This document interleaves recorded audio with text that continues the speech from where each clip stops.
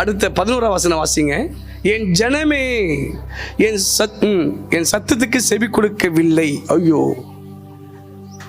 என்னை விரும்பவில்லை. ஏனென்றால் அந்நிய தெய்வங்கள் உள்ள வந்து விட்டது.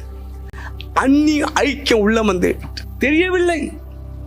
இந்த தேவ சத்தமா பிசாசு சத்தமா தெரியவில்லை. நல்லா கவனிக்கணும். மனைவிதான் சொல்றா, தப்பு கிடையாது. இந்த வார்த்தை கடவுளுக்கு பிரியமா, தேவ சித்தமா?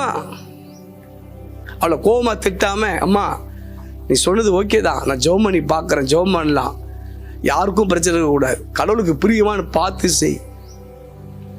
அப்போ பாஸ்டர், அப்போ பொண்டாட்டி பேச்சு கேட்கக்கூடாதா பாஸ்டர்? கேளுங்க. எப்படியாப்பட்ட மனைவியாக இருக்கணும்? சாராளா இருந்தால் கேளுங்க. கை தட்டுங்க பார்க்கலாம். சாராள் யார் என்றால் சுயாதீனம் உள்ளவள். தான் கணவனுக்கு கட்டுப்பட்டு கீழ்ப்படிந்து வாடா போடா சொல்லாம ஆண்டவனே சொல்றவ. கையை தட்டுங்கள. ஆண்டவனே மதிக்கிற, தன்னை யாருக்கும் விட்டு கொடுக்காத, புரிந்து கொள். இவர்தான் மனைவி.